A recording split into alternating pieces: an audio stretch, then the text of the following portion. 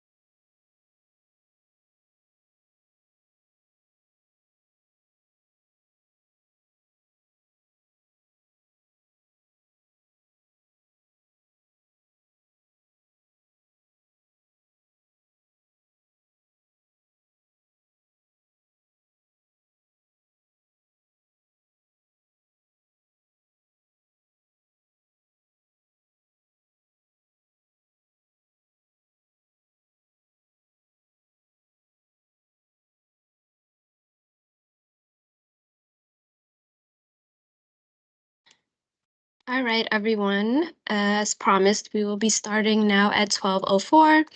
Good afternoon. Thank you all again for joining us for this installment of the Lunch and Learn series. Today, we will be focusing on capability statements. I am Aziza Muzamil, Business Development Specialist with the Business Opportunities Division here at the Department of Small and Local Business Development. I will be your facilitator and presenter for today's session.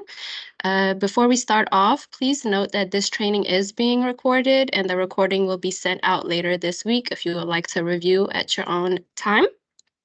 Also, please put all your questions in the chat. They will be answered during the Q&A portion at the end of the training. However, you will notice some of your questions will be answered in real time in the chat by Burchell Douglas or Keith Howard during the training. To start off, I'll be bringing greetings from the director. Though she is not here today, she does send her greetings and emphasizes that her commitment to fostering growth of the small business in the district. So again, before we start off, we do want to emphasize all the ways that the Business Opportunities team is here to support you. One of the first ways is we assist CBEs in navigating and participating in procurement opportunities. We do this by various activities that we present to you guys, but one of the most integral ways that we do this is through technical assistance. We do virtual TA routinely with you guys. Also in person, we have small business assist at the MLK Library every fourth Wednesday of the month. We also conduct engaging and informative workshops like this one, facilitate matchmaking sessions with agencies, primes, partners, sportsbooks, and enhance the CBE capacity in the sports wagering industry. Now, for what we're here today, what is a capability statement? So to start off, by definition, a capability statement is a promotional or marketing statement about your business and its capabilities, skills that advertises who you are and what you do. In short, this is a resume for your business.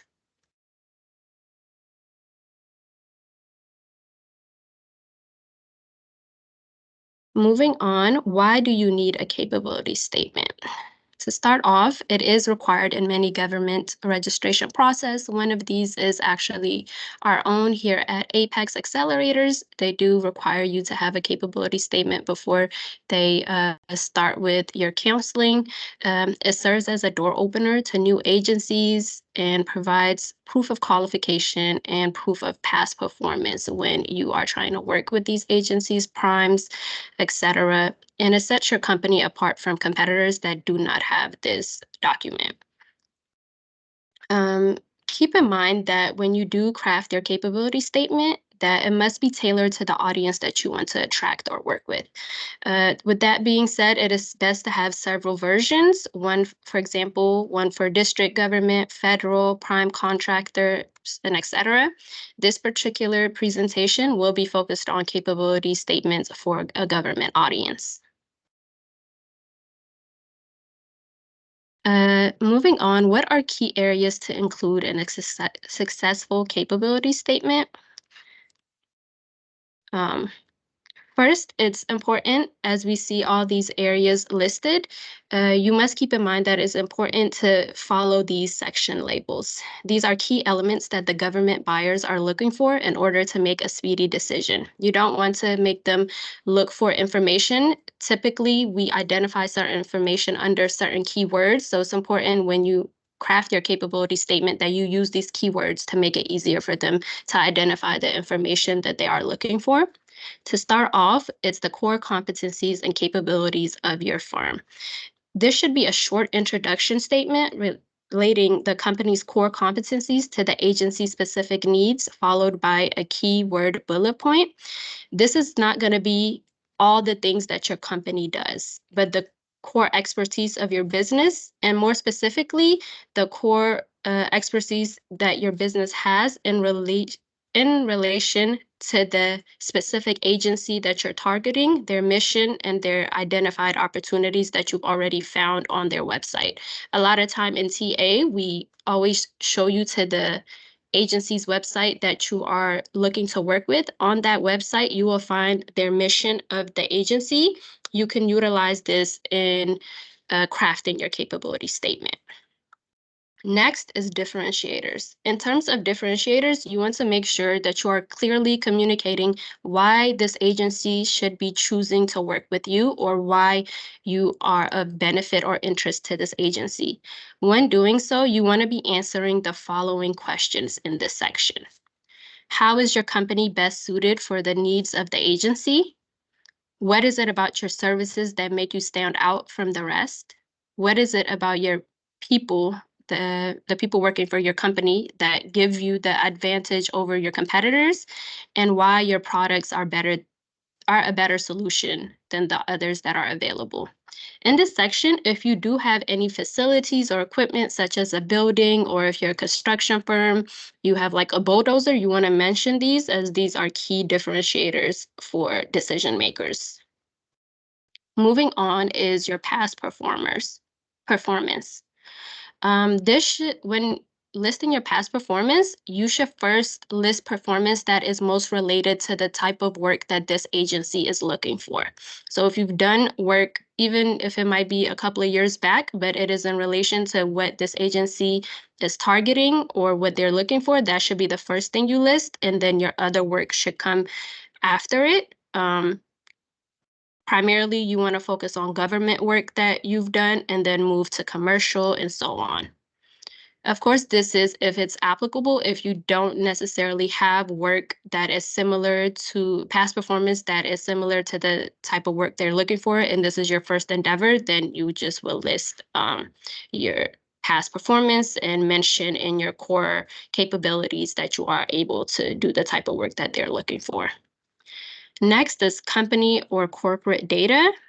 You want to keep this section brief, as a lot of the company data should already be listed on your company's website. So a lot of you already have a website listed on your CBE profile. You want to make sure that is updated, so that if they want additional information about your company or more in detail about your company, you want to direct them to that website. But generally, in your corporate company data, it should be a brief couple of sentences about the size of your business, your annual revenue if applicable, and the area that you typically serve. So you guys are DC-based businesses. So for example, it would be DC or the East Coast, etc. In this section, you should also be including any certifications or NIGP codes, and the example of the district government, or NAICS code, an example for federal government, and any federal certifications that you may have. In you guys' case, CBE certification should definitely be on your capability statement when you are sending out your capability statement to DC agencies, or working with prime contractors that have contracts from DC agencies and you are trying to fulfill their 35% subcontracting rule. Next is contact information.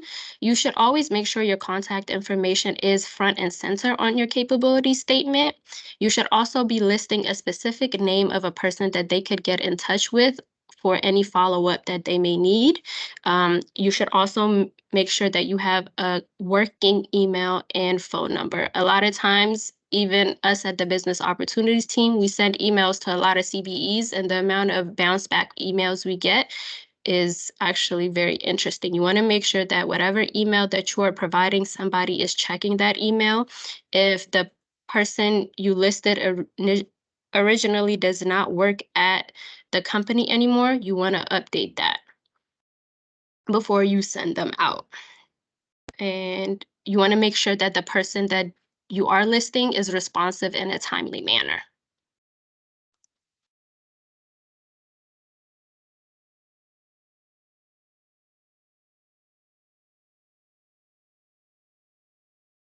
Next, here are some tips and tricks that we recommend when crafting your capability statement. You want to make sure, first of all, as mentioned before, you tailor the capability statement to your audience. So if this is a government audience, you want to make sure that you are using government terms. If this is a prime, you want to make sure you're using terms that they understand, and etc. If this is whoever the audience is, you want to make it easy for them to understand, and in the words and the terms that they use for their business.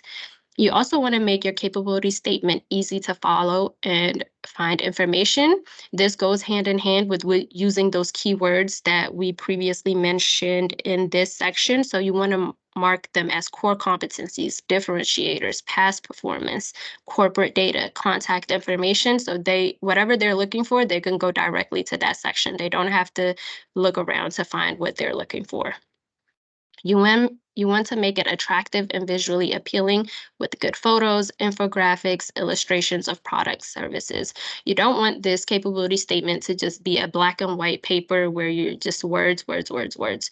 If you have a company logo, you want to list that, put that on there. If you have any pictures that emphasize your commitment to certain things, or that just you want to be recognized with your company, you want to put that on there. You want to make it as attractive as possible while also getting your point across of all the work that you have, all the experience that you have. You also want to make sure that it is a reflection of the type of work that they can expect from your firm. Maintain similar graphic elements to your company brand and logo. This should make it easily recognizable. So if you have a website and you use certain logos, certain pictures on your website, this should be consistent on the capability statement. Next is kept current and up to date.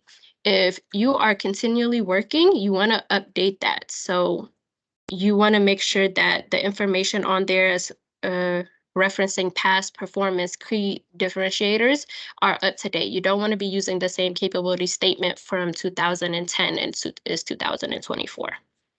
Next, useful to prepare two different capability statements, a short version and a longer in-depth version. Typically, we say that capability statements should be 1 page. Some of you have been in business for a long time, so that makes it very difficult to do. If that's the case and you cannot condense it to 1 page and you really have more information that you want to give, you can make it front and back. But if you can get it to be 1 page, then you should do so and then have a longer version that you can distribute if requested. Also remember, you are listing your company website, so you could put this information that won't fit into this 1 page on that website. A capability statement is an introduction for your company. Next is you should also always be distributing your capability statement as a PDF. One, allows it to keep the format that you want it to keep. When distributing in Word or PowerPoint, it might not always keep that same format. Also, with a lot of government agencies, sometimes it's difficult to open Word documents through the servers. So you want to make sure that you are saving it and distributing it virtually as a PDF document. Last but not least, you want to identify the document as a capability statement. So somewhere on the capability statement, preferably at the top, you want to let them know that what they're reading is a capability statement.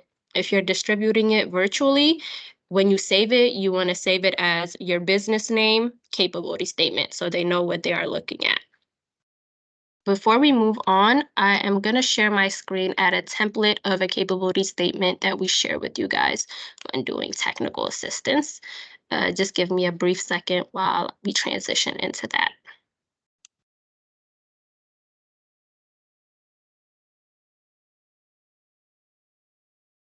Aziza, let me jump in right there and see if anybody's got any questions we can answer while we're waiting to transition over screens. If there are any questions, go ahead and raise your hand and we'll get them answered for you, or you can put it in the chat.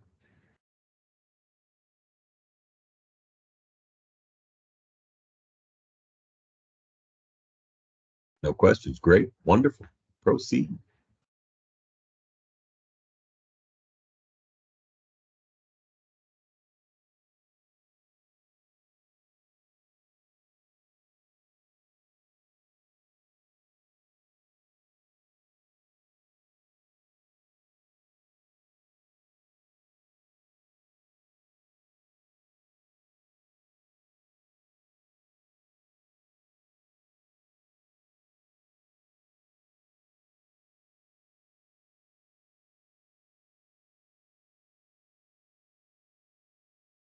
Here we have a template of a capability statement. So a lot of the information that I just relayed over just now is included in this for you to be able to navigate on your own and read.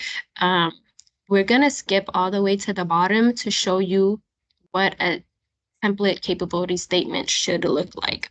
As you can see on here, the first thing you see is that it's a capability statement and the contact information. So initially, you already know what you're looking at. You know who the business is. the area that they serve. If you are a CBE, the address that you put on here should always be a CBE. A Washington, D.C. address, especially if you are marketing to a D.C. agency and you want to market yourself as somebody that they can satisfy their CBE requirement with. So that means it's a DC address, a DC phone number, and you always want to make sure that the website that you list here is active, current, up to date. Next, right here, you see company data. Capabilities. So these are the terms that we talked about during the slides to make it easily identifiable. You see the company data, the capabilities, the differentiators, past performance, and right here you have the contact information easily identifiable. For company data, they let you know that they are a CBE certified. They also list their CBE number. And briefly, they let you know what kind of company they are. They're a third-party logistic provider with over 4.3 million in annual revenue, and they have 100 employees worldwide. So easily, they let you know that the size of their company and the size of their network, which allows the decision maker to know if this is a large piece of work, hey, we have a large company pool that can handle this type of work. Next is they have their NIGP codes listed. As you can see here, they have about 7 NIGP codes listed. These codes, if you only have 7 or 10, then you can list all. But if you have about 30, 40 NIGP codes, it is not suggested that you put all 70 or 30 NIGP codes. You want to list the NIGP codes that are pertinent to the business that you are doing, and more specifically to the type of work that this agency is looking for. Next is capabilities. They list what they're experts in supply chain management, creative global 3PL solutions that address needs ranging from single transactions to some of the largest and more complex supply chain challenges. Then they have differentiators. Something that we didn't mention earlier in this presentation is that it is important to have quantifiers in your capability statement. You want to give them numbers to let them know that you are number driven and result driven. So you can see right here, they use percentages, they use accolades. Also, if you have any accolades to your business name, you should also mention that, especially if it relates to the type of service that you provide or the quality of the service that you provide. Next is past performance. As you can see here, if you look very closely, they actually technically do not have past performance, but they do list that they are a U.S. Department of Defense Surface Deployment Distribution approved supplier. So an example for a CBE is if you are on a DC supply schedule. So that's something you could list if you don't necessarily have previous past performance, that if you are a newer company. Last but not least, you have the contact information. They have a name, they have a title, a number, and an email. If you can, have an email that has your company's name in it. So as you can see here is David Williams is the contact, dwilliams@3pivot is the email address. They also have, this is a federal certification, but as you can see here, they have a SDVOCB certification. So you can have your CBE certification here. If you're catering this to federal, you can have this as well if it applies to your company. Now we're going to go to the questions portion of this training. Again, if you have any questions while we go through this, please put them in the chat. We will be addressing them right now.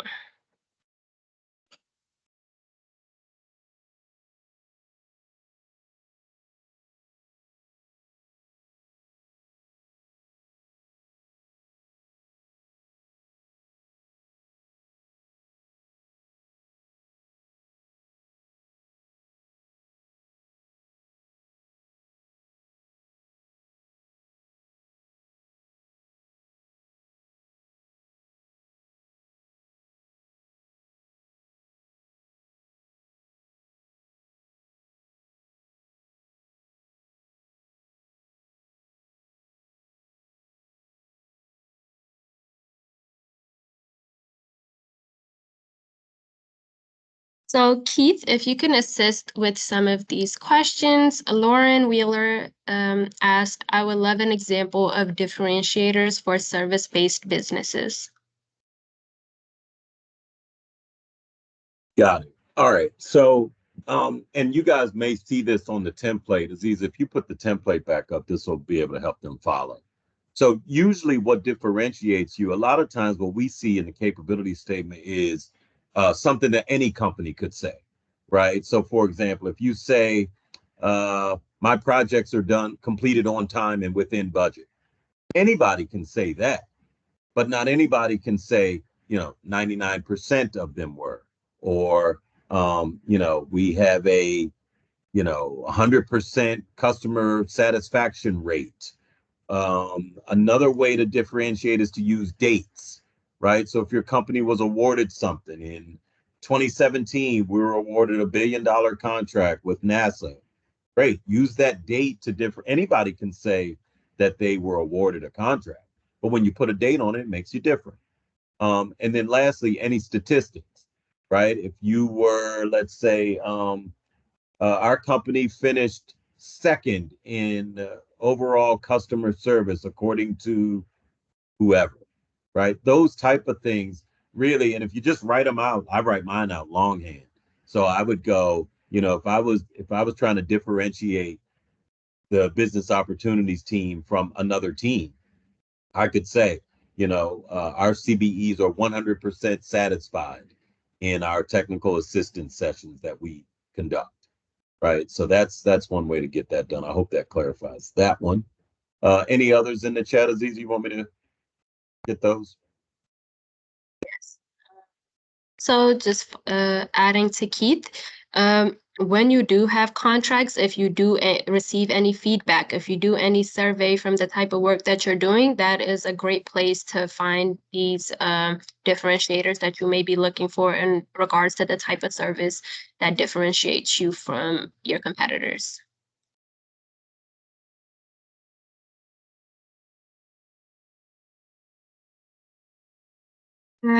If I think I see a couple people raising their hands, please make sure that you are putting it in the chat, as all non-presenters have been muted.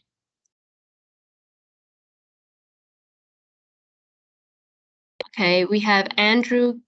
What is the best sort of visual if you work in consulting and technical assistance based? Keith, do you want to answer that? Yeah, I got it. Sure.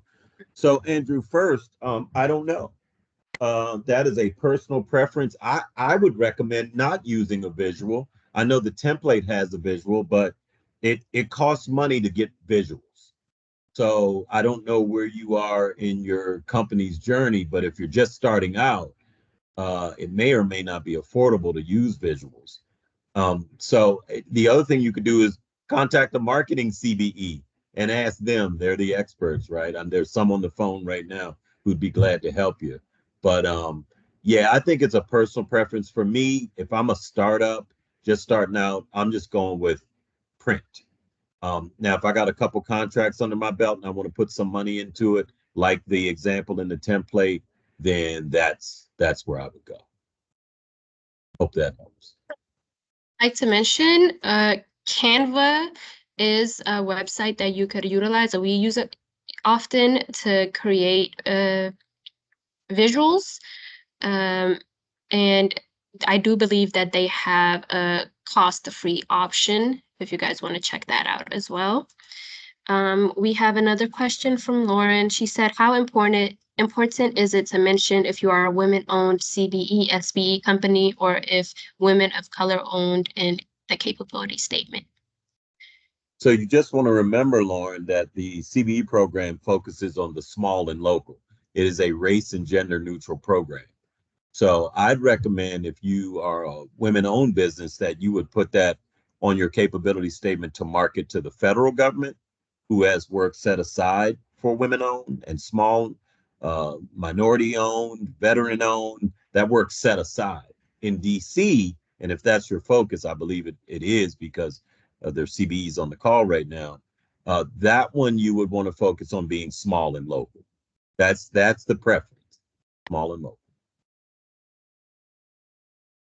So Paul, could you make this slide available, the capability statement slide? It will help me in modeling. So I will be sharing this recording and I'll be sharing the template. Per your request, I will share with you the PowerPoint that we utilized. Next.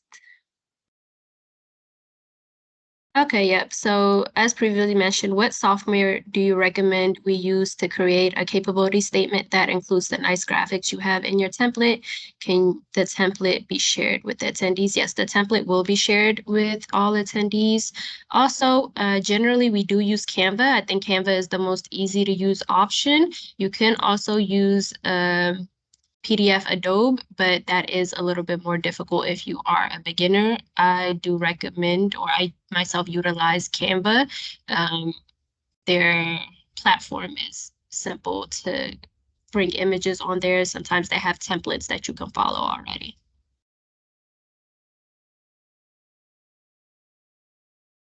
Mm.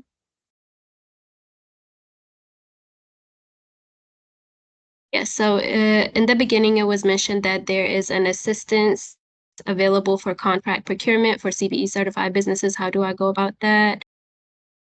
Link in there. Okay, that has already been answered. So the link to book with us has already been dropped in the chat.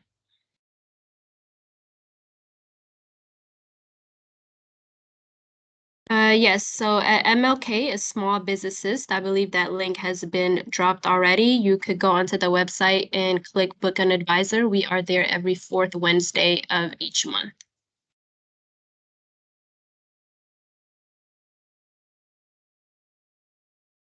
Yes, capability statement template will be provided.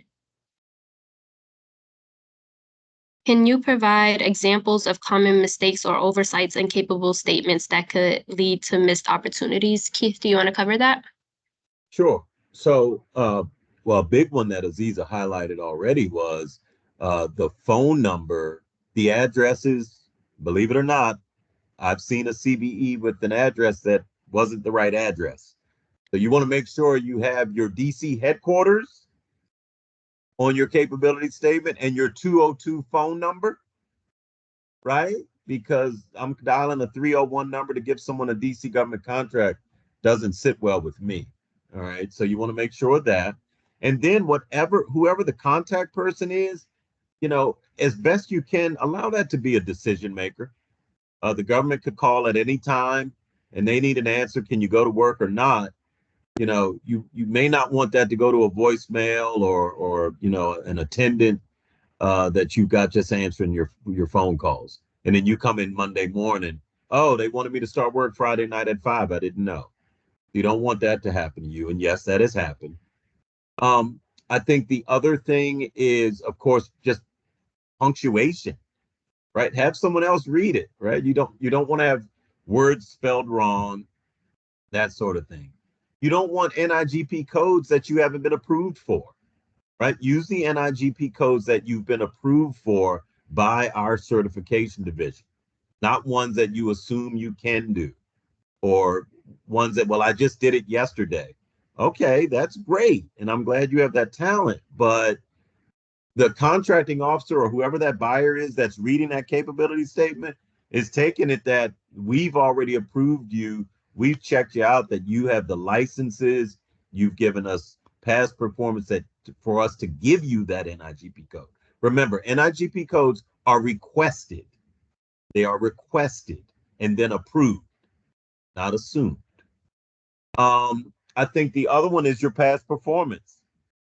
If you didn't have a contract with the school system, don't put that on your capability statement. I know that some of y'all are laughing, but I'm just telling you, we're going to check. We're going to ask you about, well, how long did you have it? When was the base period?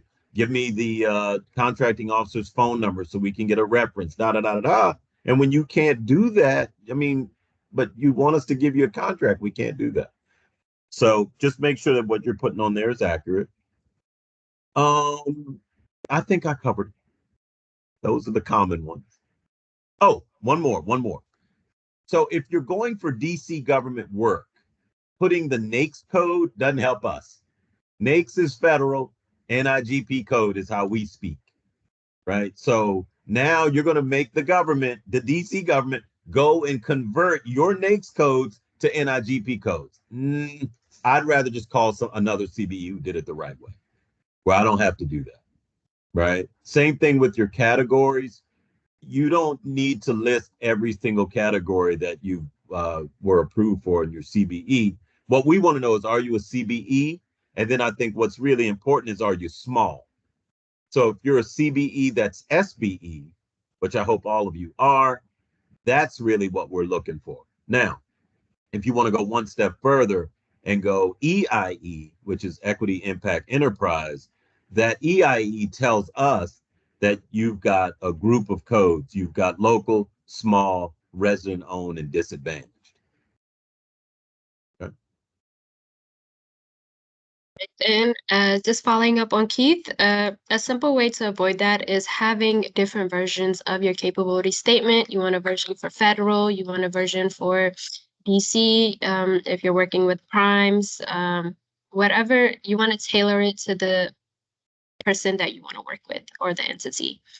Lauren, I believe Burchell already answered your question about assistance with writing proposals. I also wanted to mention with CBE Green, we do have a proposal development version of that. It's not necessarily targeting competing against larger out of district companies, but if anybody would like any assistance with proposal development, that is something that will be provided through the CBE Green Grant later in the spring and summer of 2024. And also, Aziza, just piggybacking off of Lauren's inquiry, Lauren, we do have a division of DSLBD called the Apex Accelerators. Their primary function is to offer technical and advisory services for the federal government space. However, if you do have a solicitation that you'd like for someone to review with you, that is one of the services that they offer. So you'd have to be a member of Apex Accelerators. If you need more information about that, just reach out to our team and we can refer you over.